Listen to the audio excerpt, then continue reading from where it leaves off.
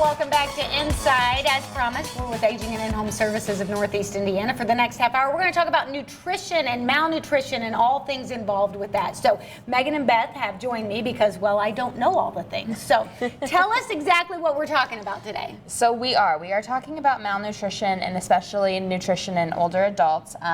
In our Aging and Disability Resource Center, we get calls, about 1,800 calls a month, and one of the most requested services is our nutrition program, and so any services that kind of fall underneath that umbrella. Typically, it's Meals on Wheels. Yes. What we've learned with our screening process is that really a lot of these people are malnourished. It's a nationwide kind of a public health crisis that 1 in 2 older adults are malnourished or at risk to be malnourished.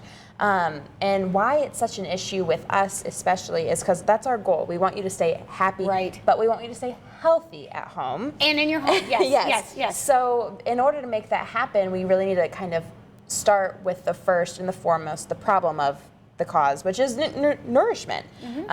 We see that malnourished individuals, they stay in the hospital longer. It's more money for them. And so we really want to get back down to the roots of food is nutrition, and nutrition is the key to healthy aging. What happens if I am malnourished or not getting the proper nutrients? What can poor nutrition lead to as far as health concerns? No, and a lot of things. So we kind of talk about it as being the building blocks, but they can come tumbling down pretty quick. So malnourishment can really lead to a weakened immune system. That's a bad thing to have. Yes, it is. At any age. At any age, but especially when you are older, you have more risk of infections. You can be sick more often, catch the flu, catch colds more often. Also, poor wound healing. So if your body is not the mechanicals aren't working in your body, then your body doesn't work correctly. Why would it? If you're not feeding it the right stuff, it's not going to do what it's supposed to do. So poor wound healing, you're going to have muscle weakness, fatigue, those kinds of things. And then you're really going to have a higher risk for things to happen. There's going to be a lot of complications. And so once your body is kind of in that state, it's really hard to get out of. So you want to catch it before it happens. It makes sense. So what causes malnutrition in older adults? We know they're not getting the nutrients they need, but what's causing that? So there's a variety of things. I mean, we can call them the risk factors, so to speak. And it really depends, but we see a lot of things across the spectrum. You know, if you're low income, you may have that food insecurity. Maybe you can't afford. I mean, good food costs money, and sometimes organic, it just costs more and more.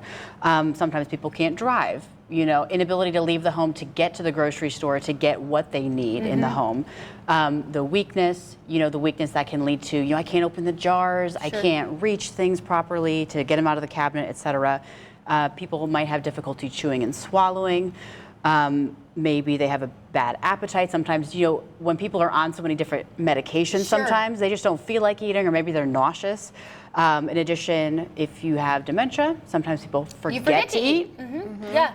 And then chronic diseases, like kidney disease, diabetes, all of these things that maybe you should be encouraged to eat in a certain way. People either don't eat in that way, or they can't for the other, it costs more money, or I just don't know if I can do a low sodium diet, or so on and so forth. So all of those things kind of contribute, and they piggyback on each other. And those combined can lead to malnutrition.